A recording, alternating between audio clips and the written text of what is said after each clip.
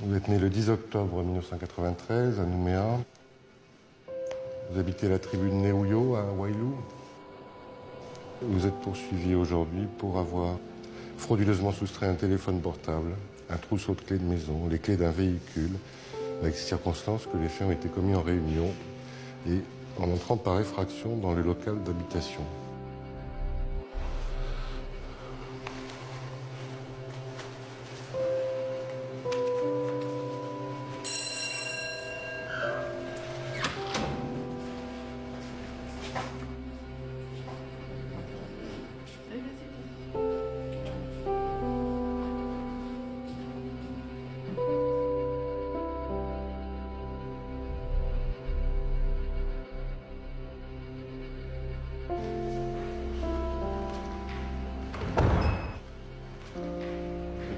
Le tribunal vous déclare coupable des faits qui vous sont reprochés, vous condamne à la peine de 5 mois d'emprisonnement avec sursis mis à l'épreuve pendant une durée d'1 an, confié au CAE, et prononce la confusion avec la peine du 13 juin 2012. Voilà. Bonne journée.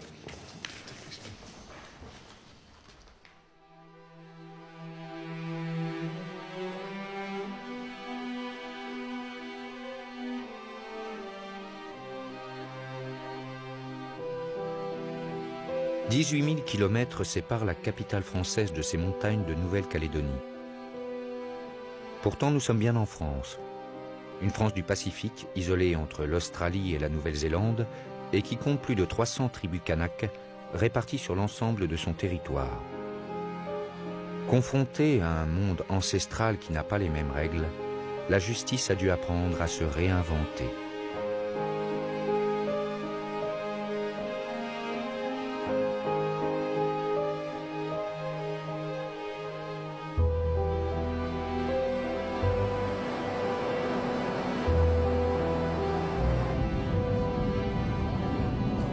Daniel Rodriguez est surnommé le juge de brousse. Quand il n'a pas d'audience pénale dans son petit tribunal de Koné, au nord de l'archipel, il sillonne les routes à la rencontre des tribus les plus isolées de sa juridiction.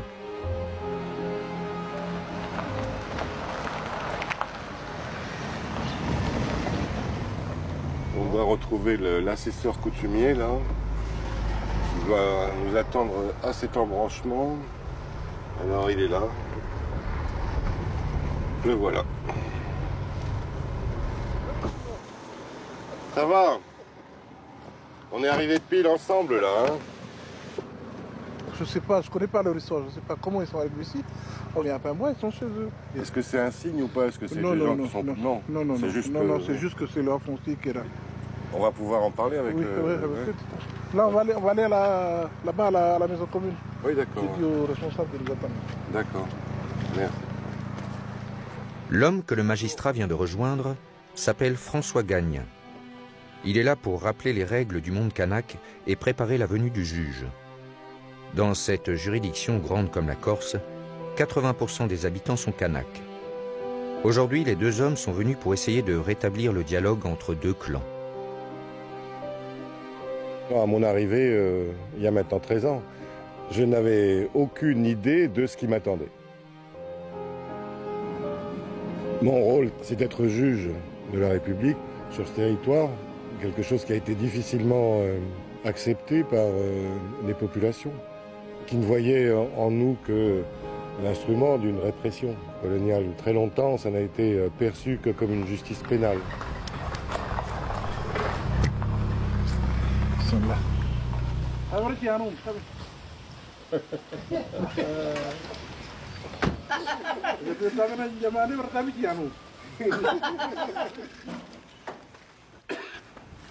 Pulang apa nih enggak mana?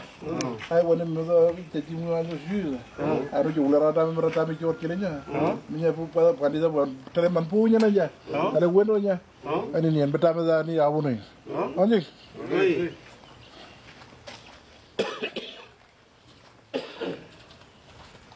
Ce geste-là, maintenant on le fait, tout le monde le fait, mais ça veut dire qu'à partir du moment où ils ont accepté ce geste-là, ils nous autorisent à rentrer, à parler et tout, et on est sous leur protection. Pendant tout le temps qu'on va rester ici avec eux. C'est très formel parce qu'on dit Là maintenant, vous êtes autorisé à parler. Si on le faisait sans que ce geste ait été accompli, ben, on pourrait s'exposer à des réactions... Peut-être pas violentes. Non, pas violentes, mais enfin, ouais, en tout cas un rejet. On pourrait ne pas être entendu, en tout cas. On ne serait pas écouté. Alors, la coutume qui est là, c'est pour répondre à la culture qui François l'a donné tout à l'heure. Et ça, c'est une coutume qu'on vous autorise à parler, à dire des choses que vous voulez dire aujourd'hui. Voilà, c'est la coutume qui est là. Et pour dire bonjour aussi, de venir ici pour nous informer sur des trucs que nous, on ne savait pas. Voilà, ça, c'est la coutume pour dire merci d'être venu.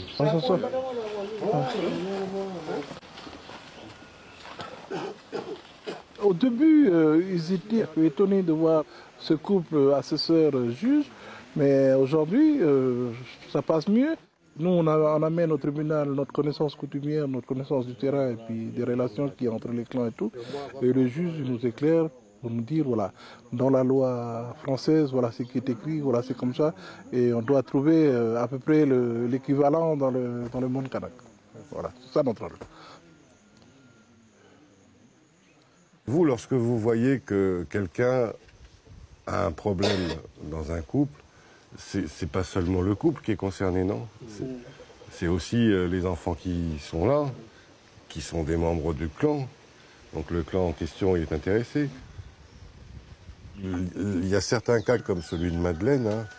Son mariage s'est mal passé et elle a été obligée de se réfugier chez vous, de revenir.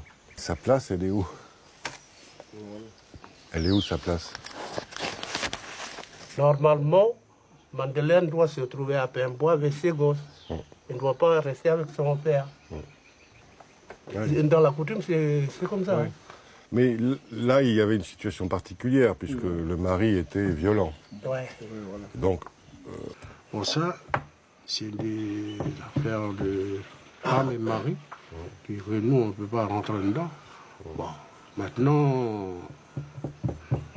ça va, comme maintenant, c'est le juge qui s'occupe de ça. Bon, chez nous, les Kanaks, c'est la coutume qui règle le problème. oui, mais elle est importante, la coutume. Hein, et nous, on essaye de tenir compte de la coutume. Voilà. Mais est-ce que les chefs de clan ne doivent pas discuter entre eux? Les chefs de clan d'ici, de la tribu, Oui, et les autres de Pembois.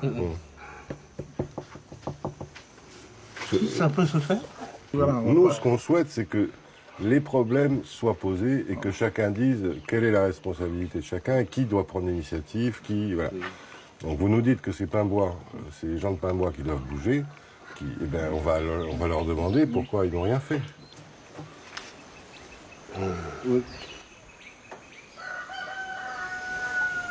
Les Kanaks, ils ont toujours été prêts à venir juger avec un magistrat français les affaires de la coutume.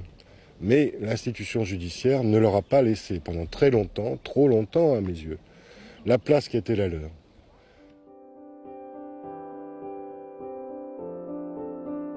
« 300 kilomètres plus au sud, Nouméa est un autre monde.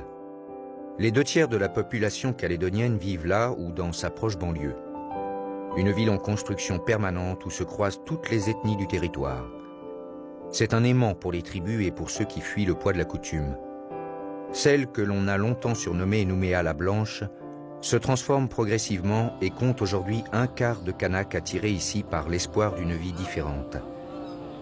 C'est ici que sont concentrées les institutions politiques et administratives de l'île, ici que se construit l'avenir du pays et sa capacité à faire cohabiter deux réalités qui n'étaient pas faites pour se rencontrer. L'accord de Nouméa reconnaît l'existence de deux peuples.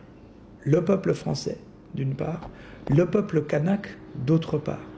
Et en reconnaissant le peuple kanak, on lui reconnaît le droit de vivre selon sa coutume. Donc il a un état civil différent des Européens, il a des règles civiles qui lui sont applicables, qui sont différents des Européens, il a même des espaces coutumiers où il peut vivre pleinement suivant les règles ancestrales. Et donc cette reconnaissance est très nouvelle pour les Français qui sont plutôt habitués à l'unité de la République, l'unité des règles, l'unité du peuple français.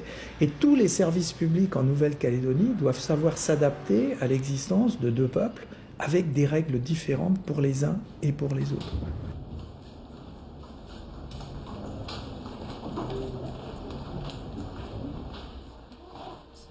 Depuis 1964, les Kanaks ont un statut civil particulier qui officialise leur appartenance à une culture différente. Ils sont enregistrés sur un autre registre d'état civil qu'on appelle registre coutumier. Les 144 000 à peu près citoyens de statut civil coutumier, eh bien, vous les retrouvez ici.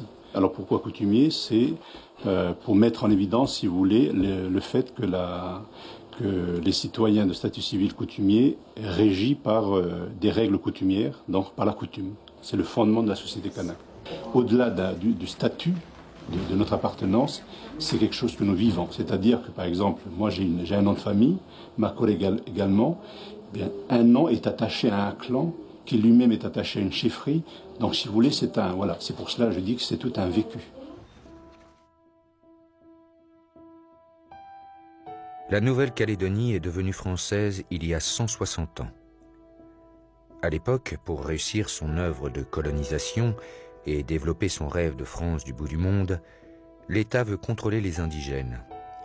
Il crée alors le concept de tribu et force les Kanaks à vivre dans des espaces bien délimités où l'on peut plus facilement les punir collectivement.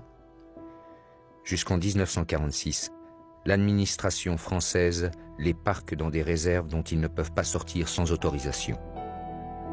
Les indigènes ne sont pas citoyens, mais sujets français. Ils n'ont pas le droit de vote, sont soumis aux travaux forcés, à des taxes particulières, et peuvent être sanctionnés pour des fautes qui leur sont spécifiques. Quant aux réserves tribales, ce sont des lieux où l'on laisse les Kanaks régler leurs litiges entre eux, du moment qu'ils ne viennent pas perturber la bonne marche de la colonie. Le régime de l'indigénat prend fin après la Seconde Guerre mondiale, mais l'image de la justice reste celle d'une justice de blanc. Jusque dans les années 80, le pays ne sait pas comment gérer l'émergence de plus en plus forte d'une identité kanak et la volonté de cette communauté d'être prise en compte devant les tribunaux. Jusqu'en 1987, lorsque des Kanaks viennent saisir le juge, par exemple d'une demande de divorce, soit ils acceptent, on présume qu'ils acceptent ou qu'ils demandent l'application des règles du Code civil. S'ils viennent dire « mais le Code civil, ce n'est pas ma loi, je veux que vous appliquiez le droit coutumier », le principe était que la juridiction se déclarait incompétente. C'est ni plus ni moins quelque chose qui ressemblait, et un premier président à l'époque l'avait dit, M. Hanoto, ça ressemblait à un délit de justice. On avait ici une justice étatique qui, en matière civile, fonctionnait comme la justice d'une communauté, puisqu'elle était fermée à l'autre communauté, sauf à ce que cette autre communauté, ou les individus relevant de cette communauté-là, veuillent accepter de renoncer à leur statut personnel, c'est-à-dire à ce qui fait leur identité. Parce que vous savez, jusque-là, on disait toujours, même pendant les événements, c'est une justice coloniale à deux vitesses. Et les Kanaks, tout ça, ils viennent, dans leur tête, ils sont déjà condamnés de toute façon. Donc ça ne sert à rien de parler. Ils viennent, ils baissent la tête, puis il entend le juge qui énumère les infractions, et puis tout ça. Bon. Mais petit à petit, j'ai remarqué moi personnellement qu'à partir des trucs des assesseurs, et surtout la délocalisation de Nouméa, c'est-à-dire les sections à Lifou et à Koné, ça a permis justement aux communautés, que ce soit calédoniens, européens et puis Kanaks, là, de pouvoir justement dire c'est leur justice maintenant. Et ils ont commencé à pouvoir parler. C'est dans le palais de justice de Nouméa que se tiennent chaque semaine les audiences de cette nouvelle juridiction unique en son genre. C'est là que ceux qui dépendent du statut coutumier comparaissent dans les affaires civiles. Pierre Frézet est le président de ces audiences coutumières de Nouméa. Il est ici depuis plus de 10 ans et avec son confrère Daniel Rodriguez fait partie des magistrats les plus impliqués dans ce dispositif. Par manque de place, les audiences ont lieu dans la bibliothèque du tribunal. Autour du magistrat, les assesseurs coutumiers nommés par les chefferies et choisis en fonction de l'ère coutumière des plaignants. Lors des délibérés, ils auront le même pouvoir de décision que le juge. Alors le tribunal vous reçoit, madame, monsieur, dans sa composition avec les assesseurs coutumiers, puisque vous êtes tous les deux de statut civil coutumier, donc cette affaire va être examinée par la juridiction coutumière. Ben, allez-y, maître, vous allez nous développer ça mieux que moi. Oui, monsieur le président, messieurs du tribunal. Effectivement, c'est monsieur qui vous a saisi d'une demande qui est effectivement un peu particulière, qui est une demande afin d'être autorisé à pouvoir reconnaître son propre enfant Sahen, puisque nous le savons tous, un enfant de statut coutumier ne peut être reconnu par son père que si la mère l'y autorise. Alors là, on vient d'apprendre, et c'est une difficulté donc aujourd'hui qui vient s'ajouter, que les parents de madame adopté coutumièrement Sahen il y a de cela à peine quelques semaines. Puisque madame m'a indiqué qu'elle s'était mariée, et c'est la raison pour laquelle ses parents ont adopté Sahen. Donc elle s'est mariée il y a 2 mois de ça. Voilà. Ouais. Alors, madame, dites-nous ce que vous pensez de tout ça. Alors, concernant la reconnaissance de l'enfant par le père à la naissance, c'était comme mon père, il est à cheval sur les principes. Sur les principes, la tradition, la coutume. Il avait bien expliqué que pour reconnaître l'enfant, il faut que nous, on se marie. Moi, j'écoutais mon père, donc moi, j'étais d'accord avec lui. Je rebondirai là-dessus, monsieur le président. Donc, avant que cet enfant naisse, il a fait les gestes auprès de la famille de madame, du clan, pour demander pardon d'avoir engendré cet enfant hors mariage. Donc il a fait des gestes coutumiers. Et il pensait donc qu'en raison de ce geste qui avait été accepté, qu'on l'autoriserait ensuite à la naissance de l'enfant à le reconnaître. Et là, qu'est-ce qui s'est dit à ce moment-là? Parce que c'est là où les choses se scellent et où les choses se disent quand même. Qu'est-ce qui a été dit? Je venais avec la coutume, c'était pour dire pardon et dire que je vais prendre l'enfant, je vais mettre l'enfant à mon nom. Puis je suis arrivé avec d'ouvert, avec du poisson, avec des ignames, avec tout ce qui allait avec pour accompagnement à mon geste. Moi, c'était la préoccupation à ce moment-là, c'était mon fils. Sûrement un malentendu par là, parce que mon père, lui, c'était il faut que vous vous mariez. C'est ce qu'il m'avait dit. Je pense que le geste que tu as fait, je te dis ça ouvertement, quoi. C'est un geste de pardon. Parce que tu as mis enceinte la fille avant le mariage. Mais ce n'est pas un geste pour dire que elle t'appartient déjà. Vous, quel est votre état d'esprit aujourd'hui, madame? Alors donc, puisque de toutes les façons, vous êtes parti en mariage dans un autre clan, donc vous n'avez pas vocation à garder cet enfant, à l'avoir avec vous. Là, les choses, elles sont bien séparées. Là, elles sont bien séparées. Maintenant, c'est mes parents qui en la gardent. Maintenant que l'adoption a été faite, je m'en occupe plus. Je passe juste donner des goûters pour... j'ai plus aucun pouvoir sur l'enfant. Déjà, de l'adoption, là, mais je ne suis même pas au courant. Je ne suis même pas au courant qu'on a adopté mon fils.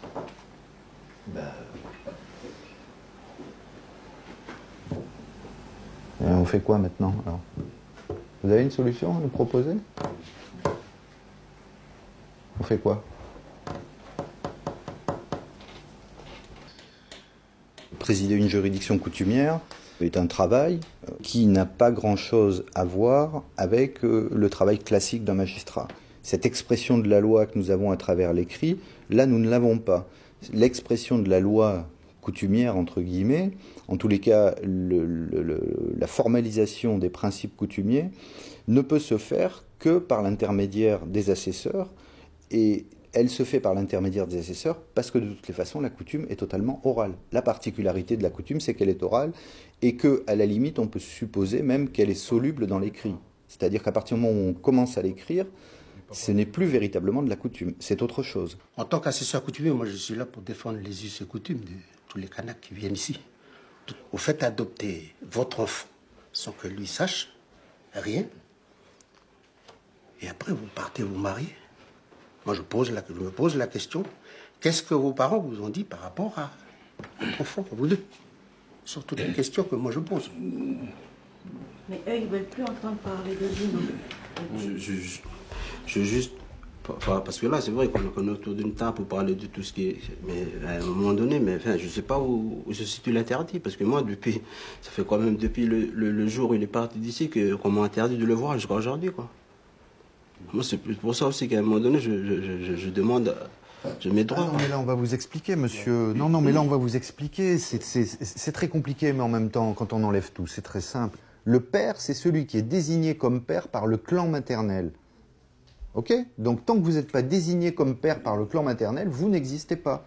Donc, cet enfant, comme il ne porte pas votre nom, effectivement, coutumièrement, vous n'en êtes pas le père, et aux yeux de l'état civil, vous n'en êtes pas le père non plus. Je suis désolé de vous dire ça crûment, monsieur, mais vous n'avez pas de légitimité au jour d'aujourd'hui face à cet enfant. Vous n'existez pas.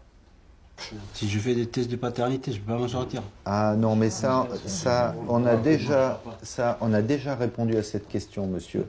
Ce qu'il faut bien comprendre, c'est qu'on ne peut pas, sans arrêt, faire du forum shopping. C'est-à-dire, on ne peut pas, quand ça vous arrange, prendre les histoires du droit commun et se les garder, et puis quand ça vous arrange, c'est pas par rapport à ça que... On ne peut pas être à la fois sur deux logiques. Je sais que c'est désagréable ce que je vous dis, mais je préfère vous dire la vérité. Violent, je pense que... oui. Mais oui, mais c'est comme ça. Des fois, on cherche d'où vient la violence, mais des fois, ça vient de tout ça. Non, mais j'ai conscience que ce que je vous dis, c'est extrêmement violent, mais je préfère vous le dire clairement, au moins que les choses, c'est mon travail aussi, hein, même si c'est désagréable. Enfin, je pense que c'est ce qu'a dû vous dire votre avocat. Au jour d'aujourd'hui, il n'y a rien qui vous autorise à voir votre enfant. Le juge, c'est un passeur. C'est un passeur, c'est quelqu'un qui va permettre de passer d'une logique d'un monde à la logique d'un autre monde. C'est celui qui va permettre d'être dans cette traduction permanente entre ces deux mondes, c'est-à-dire de dire aux assesseurs coutumiers, ben voilà, on nous parle de l'autorité parentale, voilà ce que c'est que l'autorité parentale. Et en retour, ça va être celui qui va traduire dans son jugement qu'est-ce que c'est que l'autorité parentale dans le monde kanak, comment ça fonctionne, non pas dans un travail d'élaboration intellectuelle qui ressemblerait plus à des borborithmes auxquels on s'adonnerait pour se faire plaisir, mais dans le travail de rédaction d'une décision, de rendu d'une décision judiciaire, et qui va permettre par la suite d'établir un principe au terme duquel on va définir ce que c'est que l'autorité parentale. C'est dans ce sens-là que je disais tout à l'heure, c'est un véritable laboratoire. La juridiction coutumière est loin d'être une évidence pour tous. Les assesseurs n'ont pas de formation juridique et ont quelquefois du mal à assumer cette position à cheval entre les deux mondes. Pendant plusieurs mois, à la demande du tribunal, un sociologue du centre de Djibaou a essayé de mieux comprendre leurs ressentis.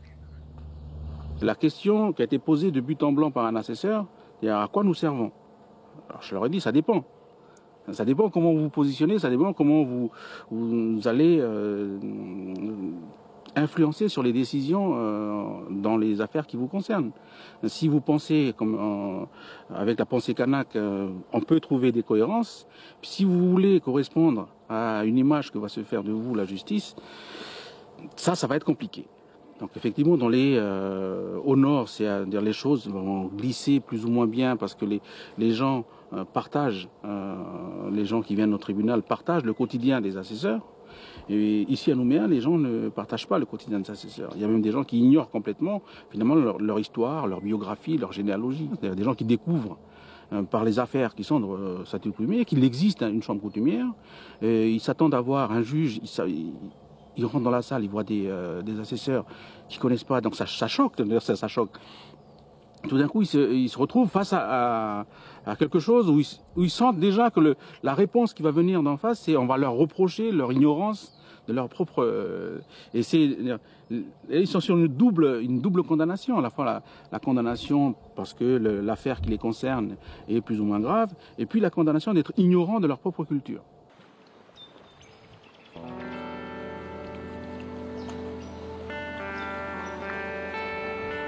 L'île de Lifou est la plus grande des îles Loyauté, à une demi-heure d'avion de Nouméa.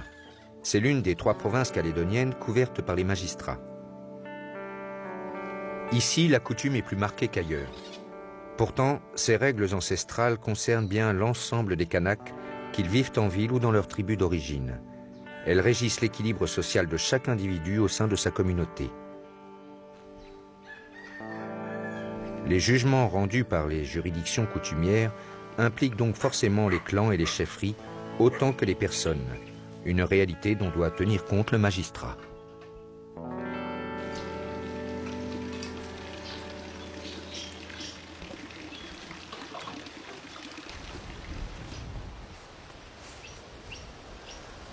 Allo Nipier a une double casquette. Il est petit chef de la tribu de Nachao, dans le nord de l'île, et assesseur coutumier depuis plus de 20 ans. Expliquer le monde kanak, il fait ça depuis toujours. Vous voyez l'ouverture de la case. Les gens qui arrivent, les visiteurs ou les arrivants, déjà, en franchissant cette porte, ils s'abaissent déjà par rapport aux gens qui sont déjà dans la case. On va ouvrir un peu ça, c'est fermé. Pour la chefferie, cette case qu'il a construite lui-même est une sorte de palais de justice coutumier.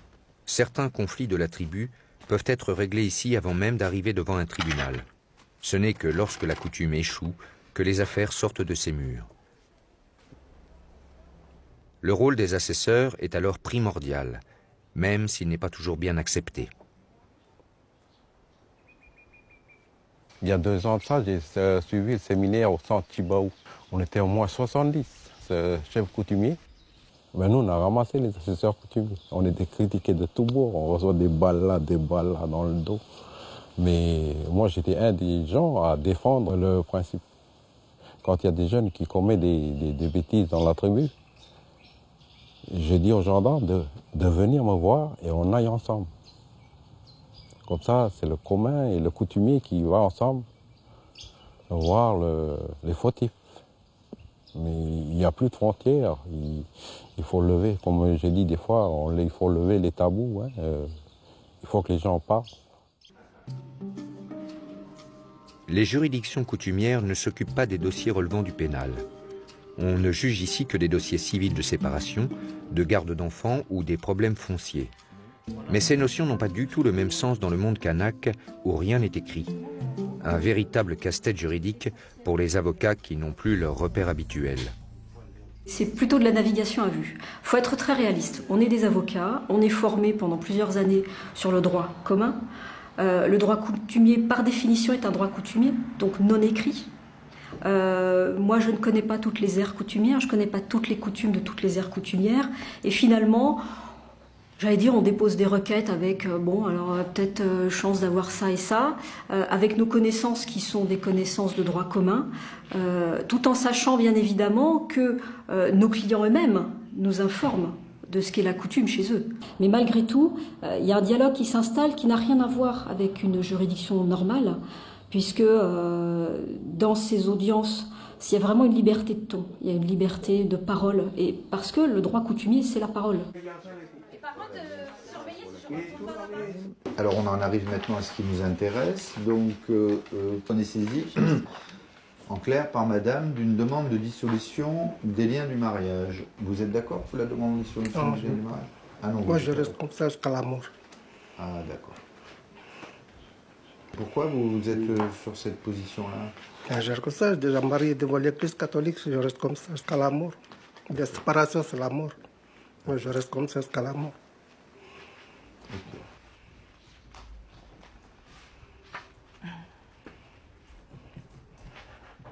Vous disiez que monsieur a refait sa vie? Il a refait sa vie avec une femme et moi de mon côté chacun a fait sa vie. Et dans la coutume, il a emmené la femme là où moi je vivais. Et dans la coutume, ça ne se fait pas. Alors c'est pour ça que j'ai demandé le mariage comme ça. Chacun a sa liberté. La dissolution de mariage, voilà. Chacun est libre. Et je ne vois pas pourquoi il fait le difficile alors qu'il vit avec une femme. Vous admettez que c'est normal que vous puissiez avoir une autre vie, mais pour cela, ne pas divorcer.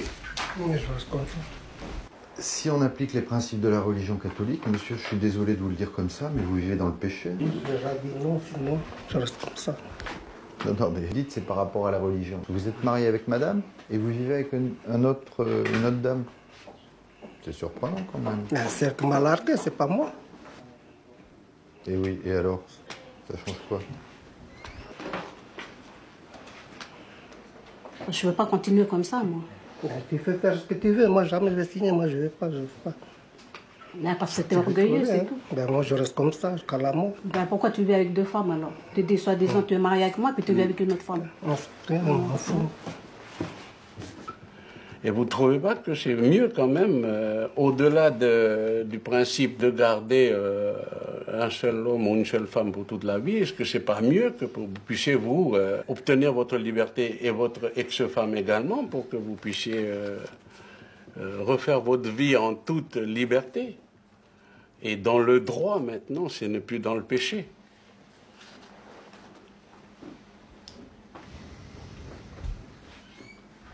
Non, vous ne voyez pas de solution possible de ce côté-là, hein?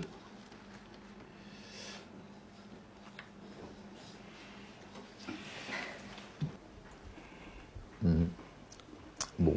Monsieur Walekou, vous avez des observations à faire, des choses à dire? Vous avez des enfants avant?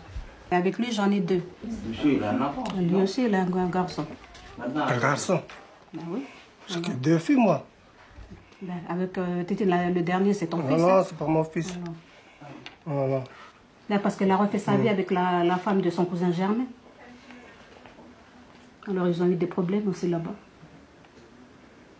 Moi, je ne veux pas rentrer dans ça, là, c'est son problème avec son frère. Pour ainsi dire, c'est son frère. Les 2 mamans, c'est 2 sœurs. Bon. Ben, c'est très simple. Le mariage coutumier, c'est un mariage que l'on appelle, nous, un mariage déclaratif. C'est-à-dire qu'il est fait par les clans. Donc, nous, ce qu'on veut, c'est la vie des clans, et pas la vie des individus. Parce que votre mariage, il n'est pas votre propriété. Ni vous, madame, ni vous, monsieur, ni vous. C'est-à-dire, vous pouvez dire, moi, je ne veux pas, mais si votre clan dit, bah, nous, on est d'accord, voilà. C'est pas vous qui décidez, vous n'êtes pas propriétaire de votre mariage, puisque c'est le clan qui l'a fait. Donc, c'est au clan de décider si oui ou non, ils sont d'accord ou pas pour cette affaire-là.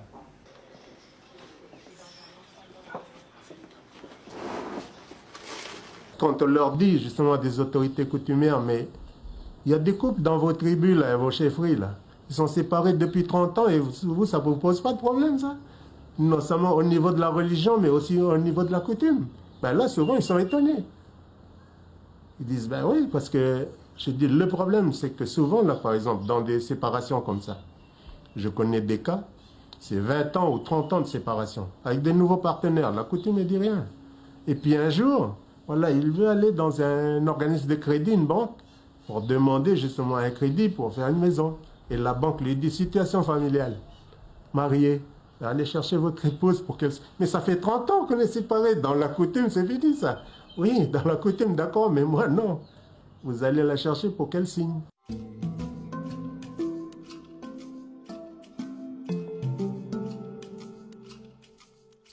À travers les juridictions coutumières, le monde kanak est directement confronté à la modernité, à des concepts nouveaux liés à l'évolution de la société.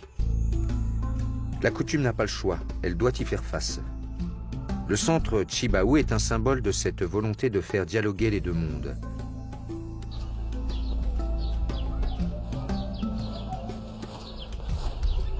Le jeune directeur, Emmanuel Tshibahou, fils du leader indépendantiste à l'origine des premiers accords, travaille régulièrement avec les différentes chefferies du territoire.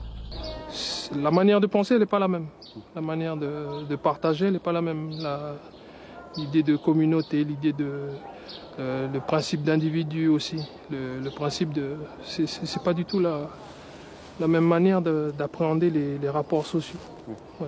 Même si on a les mêmes obligations au final, et puis on a le pouvoir de contrainte, on a aussi l'idée c'est de fixer une norme qui est reconnue par tous. Et pour ça, il faut discuter.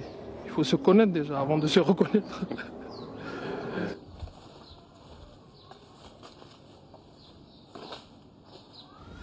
Les peines, elles existent, les sanctions, elles existent, les règles, elles existent. Depuis 2000 ans, sinon on ne serait pas là, on serait déjà tous exterminés ici en Calédonie. Mais je veux dire, la société, elle a mis 2000 ans ici pour produire ce rapport-là, où on a structuré la société de telle manière, avec une organisation sociale, une organisation politique. 2000 ans là-bas en Europe, et aujourd'hui, on est à une phase où il faut peut-être créer des passerelles. Mais pour ça, il faut faire comme on fait chez nous. Il faut s'humilier, il faut s'abaisser. Il n'y a pas de vision qui doit être celle qui a peut-être eu cours auparavant, dominant, dominé.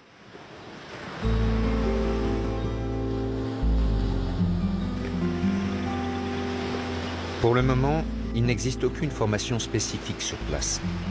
Les magistrats de Nouvelle-Calédonie arrivent tous de métropole sans connaître véritablement le droit coutumier.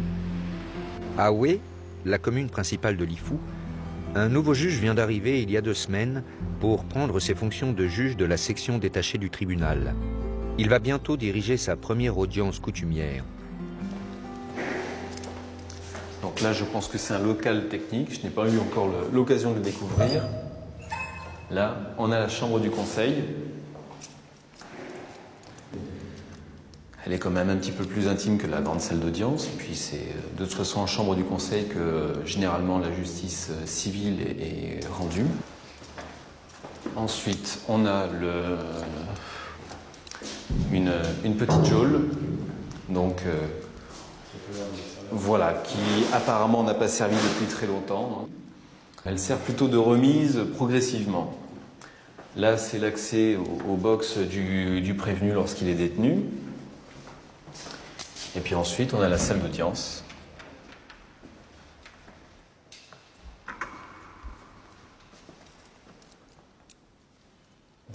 Il y a des choses qu'on a qui m'ont été décrites avant de venir ici. J'avais du mal à comprendre, j'avais du mal vraiment à réaliser, à percevoir ce que c'était. Et puis une fois ici, ça prend un sens. Je vais être juge des tutelles pour 3 ou 4 dossiers. Je vais être juge des enfants pour une dizaine de dossiers. Et ensuite, je vais être juge aux affaires familiales pour 3 ou 4 dossiers supplémentaires. Donc il va falloir très vite changer de casquette, à la même audience finalement. Mais ensuite, il y a le droit coutumier. Et ça n'est pas dans un livre et ça n'est pas dans les pratiques de tous les collègues. Rares sont finalement les juges qui ont participé et qui ont œuvré dans les sections détachées. Ça va être le contact avec les assesseurs, donc faire le possible pour que s'instaure un dialogue entre nous, pour qu'ils puissent vraiment m'éclairer et m'aider dans la prise de décision. Dès demain, dès ma première audience civile sur Lifou. Je me demande comment certains assesseurs coutumiers doivent percevoir le magistrat professionnel. Les gens s'en vont, le successeur arrive, il n'a pas rencontré le prédécesseur et le successeur fait parfois les mêmes bêtises que le prédécesseur, malgré tout ce que l'on veut. Donc, et que lorsque les gens ont passé 2-3 ans et commencent à comprendre dans quel univers on est, c'est le moment où ils vont partir de nouveau en métropole, où va arriver un nouveau qui redécouvre, si je puis dire, le b.a.-ba, d'avoir le sentiment que tout cela n'est pas très sérieux.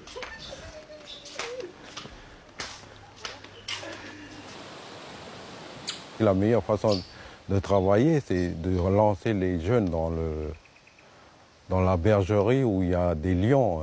Il apprend à se sauver, hein. Il va apprendre vite.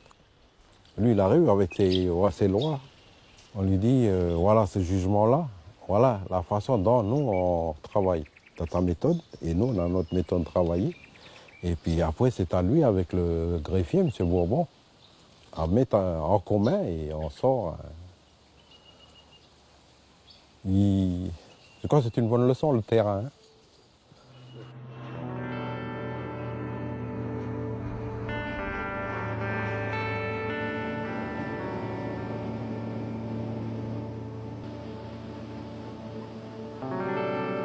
Certains magistrats font le choix de rester plus longtemps que les 3 ans habituels. Daniel Rodriguez est en Nouvelle-Calédonie depuis presque 15 ans. Ce matin, il se rend dans la partie la plus reculée de sa juridiction, l'île de Bélep à l'extrême nord de l'archipel calédonien. Une petite commune où les 8 tribus vivent pratiquement en autarcie complète. Il ne s'est pas rendu sur place depuis plusieurs mois et il a aujourd'hui 6 dossiers à traiter.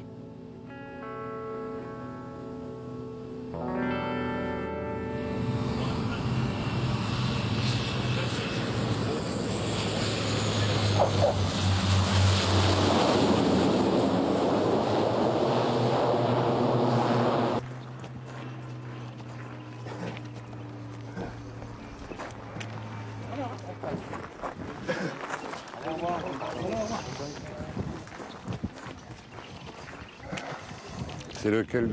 C'est le nouveau pick-up, ça? Oui. Vous l'aviez vendu? Ah, c'est votre Rolls Royce.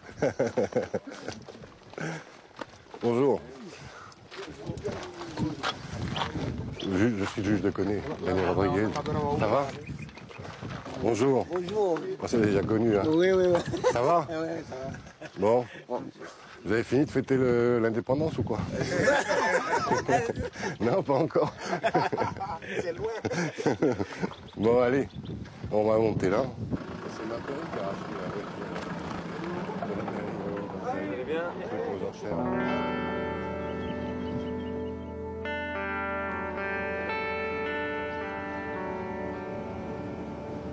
Bélep compte 1500 habitants à peine. L'île est totalement kanak, sans aucune infrastructure touristique et encore fortement sous l'emprise de la coutume. Les gendarmes n'y viennent qu'une semaine par mois. L'audience va avoir lieu dans une petite salle prêtée par la mairie.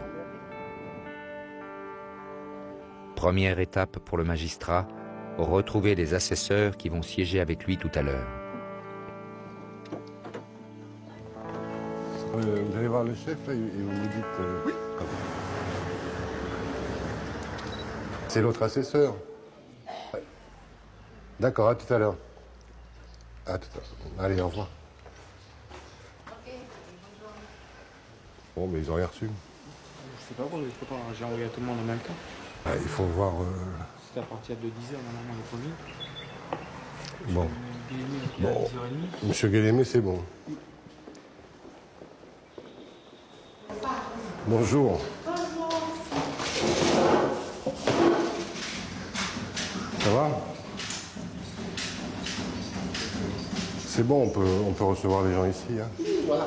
D'accord. On a mis cette salle pour vous. Merci. Voilà. C'est quand même étrange parce qu'il y a 1000 personnes sur l'île, il y a un seul bureau de poste. Normalement, ils devraient avoir reçu la convocation, mais peut-être qu'ils l'ont perdu. On l'a envoyé trop tôt, il y a 3 semaines. Mais il n'y a pas de problème, il m'a dit qu'ils venaient. Donc, on les attend. Il faut savoir improviser à Bélep. Pour l'ancien maire. Tiens, vous pouvez, Guillaume. Voilà.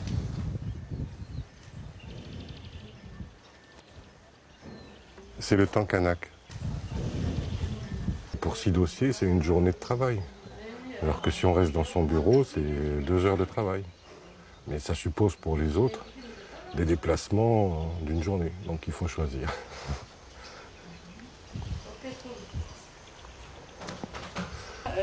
Elle est convoquée? Oui. Et pourquoi elle repart? Je sais pas. Régine! Tu vois? Elle voulait aller chercher sa carte d'identité. Pourquoi? C'est bien elle? Oui. C'est pas la peine. C'est bien nous. Ouais. Bonjour madame. Bonjour. Ça va? Oui. Je suis le juge. Vous êtes convoqué? Oui. Bon. Vous êtes convoqué seul ou il y a quelqu'un d'autre avec vous? Il n'y a que vous? Bon, on va vous recevoir là. Hein?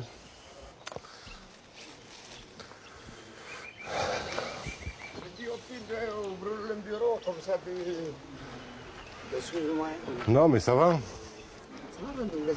Eh bien. Monsieur le juge. Ça va, monsieur le juge coutumier, ça va bien? Bon. Et Jean-Marie alors?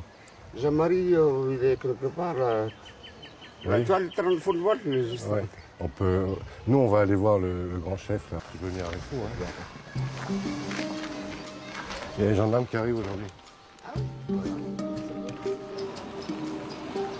Direction la grande chefferie, une démarche indispensable avant le début des audiences. Sur une île qui reçoit si peu de visiteurs, cela prend une valeur symbolique encore plus forte lorsqu'il s'agit d'un représentant de l'État venu rendre la justice.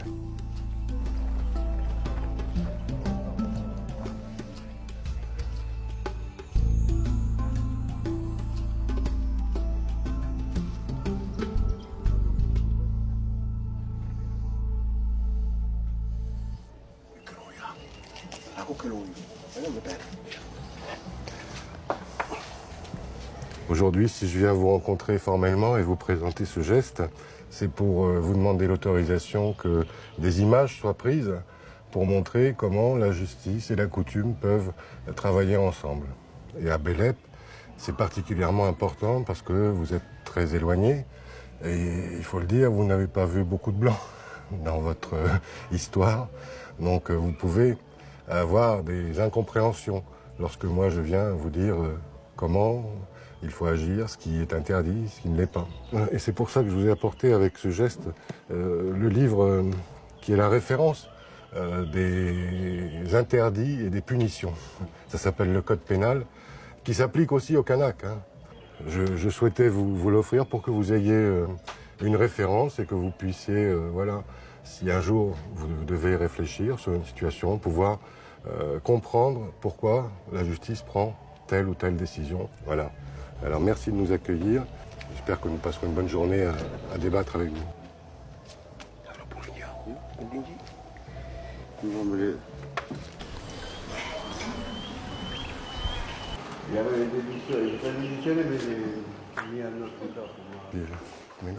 Aujourd'hui, le tribunal doit étudier la possibilité du retour de 2 enfants de Bélep, placés il y a 10 ans dans 2 familles d'accueil sur la Grande Terre. Le suicide de leur mère, un événement rare dans le monde kanak, a totalement chamboulé les clans qui n'ont pas su comment réagir. C'est l'oncle des enfants qui est reçu à l'audience. L'assistant social, il est intervenu pour la garde de ses enfants après la mort de leur mère maternelle, quoi. Ouais, toi, tu es là pourquoi? Voilà. Parce que tu voulais l'adopter? Mais je voulais, mais à la suite des événements... Il ne peut pas l'adopter parce qu'il n'y a plus personne voilà. pour dire d'accord. À la suite des événements, on n'a pas eu le temps. Il faut que tu sois en accord avec ta femme. C'est vrai que c'est passé grosse.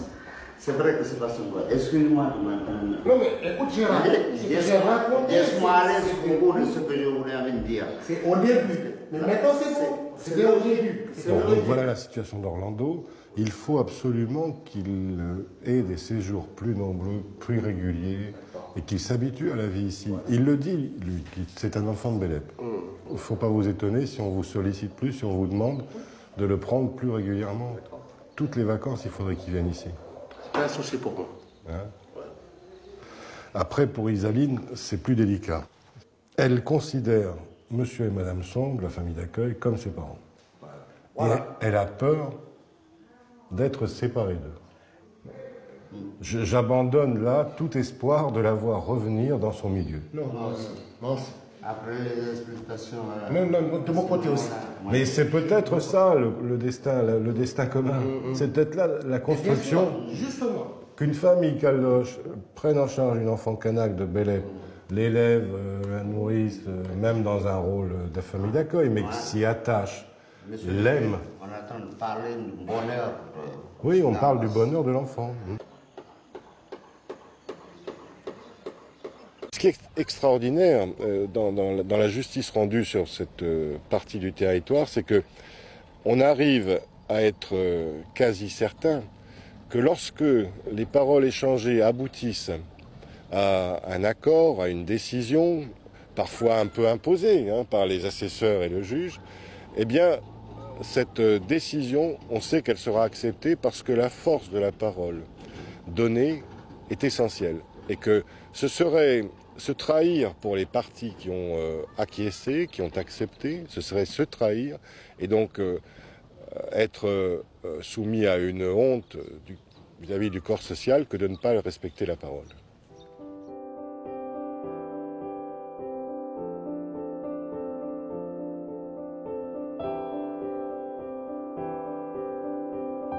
La Nouvelle-Calédonie est devenue un terrain d'expérimentation du droit dans un domaine que certains qualifient d'ethno-juridique. Depuis que cette juridiction fonctionne, les magistrats se plongent totalement dans des notions qu'ils ne reverront pas ailleurs. L'enjeu n'est pas de copier le droit existant, mais de trouver de nouvelles formes liées à des notions qui n'appartiennent qu'à ce monde de la coutume, mais qui sont elles aussi en pleine révolution. Le danger, que tout cela ne repose que sur quelques magistrats qui un jour repartiront. On est vraiment confronté à l'essence même du droit, dans le sens où on n'a plus tous les artifices qu'il peut y avoir parfois, on n'a pas les codes pour se réfugier derrière, entre guillemets, et on doit rendre une décision qui en plus est frappé de principes qu'on ne connaît pas et donc sur lesquels on peut avoir un regard extrêmement critique. Et donc ça nous oblige à nous interroger sur notre relation à l'autre avec un grand A, c'est-à-dire à la culture de l'autre, et à accepter qu'il existe une autre culture, qu'il existe une autre dimension, qu'il existe d'autres façons de fonctionner, et que ces façons de fonctionner, eh bien, du coup, elles vont nous emmener à réfléchir sur nos propres pratiques et sur le fonctionnement de notre propre société. Donc c'est un travail qui est extrêmement enrichissant. Derniers instants avant le début de l'audience civile dans le tribunal de Lifou. Le moment pour le jeune juge de rencontrer enfin les assesseurs qui vont l'épauler dans les différents dossiers. Monsieur le juge, Gauthier Coupeau, enchanté de faire votre connaissance. Gauthier Coupeau, c'est moi qui demande. Pour finir la présentation tout à l'heure, dans le site web, vous avez le grand chef. Oui. Et après le grand chef, c'est ce monsieur, Maté Maëna. D'accord. Moi, je suis en troisième position de cette hiérarchie. Et nous, assesseurs coutumiers, c'est le grand chef qui nous a mis. C'est le grand chef qui vous a désigné comme assesseur coutumier. D'accord, donc vous avez beaucoup d'expérience derrière vous. C'est pas le premier juge que vous rencontrez. C'est vrai que là, à chaque fois, chaque audience, c'est encore une découverte pour moi, parce que c'est la première fois que je suis juge. Avant de maîtriser cette nouvelle facette de son métier, le magistrat va devoir faire confiance à ses juges d'un nouveau genre. La journée qui s'annonce va être longue. Les gens attendent déjà dans la salle du tribunal, transformée pour l'occasion en salle d'attente. Madame, monsieur, bonjour. Je pense que vous connaissez déjà les assesseurs ici présents. Pour ma part, je m'appelle Gauthier Coupeau. Je suis le nouveau juge de la section détachée de Lifou, en remplacement du juge que vous avez précédemment vu, Éric Durafour. Bien, donc je vais faire un petit rappel très rapide de la situation. Donc, Je pense que petit à petit, à travers ces échanges qu'il y a avec les juges coutumiers, petit à petit, eux aussi, ils vont apprendre du droit ce que nous on apprend d'eux, ils vont l'apprendre aussi du fonctionnement d'un tribunal, du fonctionnement de la justice, et ils investissent cette place-là, et donc du coup, ils sont en capacité de continuer leur travail même si le juge est parti. C'est ça le but de la manœuvre. Quand le juge sera parti, il y aura un autre juge, mais eux, ils connaîtront leur jurisprudence, ils auront pris des habitudes de fonctionnement, avec l'institution judiciaire, ils seront plus forts. Ils seront plus forts pour poser les choses clairement. Justement, vous voulez peut-être nous parler de ce qui s'est passé hier? Je me suis fait attaquer là-bas chez moi. Oui, par qui? Mon petit frère. Par votre petit frère, pourquoi? Parce qu'il va aller traîner, il va aller voir sa copine, il faut que je lave son bol pour pouvoir qu'il boive son café. Puis après, il a lancé le bout de bois dans mon bras puis mon pied. Moi, j'arrive pas bien à marcher. Et aller voir les gendarmes? J'ai pas été voir les gendarmes. Oui, pourquoi? Je sais pas. Si je vais voir les gendarmes, j'ai plus de maison, j'ai plus rien. Je vais être jetée dans la rue. Je vais être cherchée de la maison.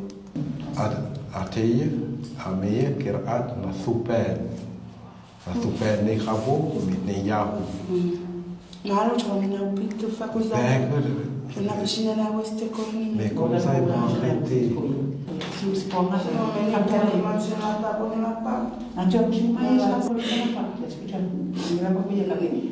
Je pense que c'est pas une découverte que de savoir qu'il va falloir être ouvert absolument à tout ce qui va se présenter à soi. Et c'est la démarche que moi pour laquelle j'ai opté. Vraiment une découverte, un enrichissement des plus complets. Et surtout ne pas être hermétique aux situations qui peuvent poser question, au contraire s'ouvrir à toutes ces questions et essayer de trouver les réponses les plus adaptées à la situation. Le problème majeur, c'est lorsque monsieur est alcoolisé, il demande à Henri de conduire à sa place et il ne va pas au collège. Il y a quand même un petit fossé entre ce qui est décrit et ce qui est véritablement vécu, mais un fossé très agréable à franchir. 30 ans après sa création, la juridiction coutumière s'appuie encore largement sur l'implication quotidienne des juges et leur façon d'instaurer un dialogue permanent avec le monde kanak. Laboratoire d'idées pour certains, ou vision idéaliste et loin des réalités pour d'autres, elle reste une exception dans le monde judiciaire, le symbole d'une justice capable de se remettre en question. Et finalement, c'est peut-être justement ça que ces magistrats viennent chercher ici, à l'autre bout du monde. Bonjour madame, je suis Gauthier Poupeau, le nouveau juge de la section détachée de Lifou. Monsieur, bonjour. Donc, je m'appelle Gauthier Poupeau. Je suis le nouveau juge de la section détachée de Lifou. Donc, je suis en poste depuis à peu près 2 semaines maintenant.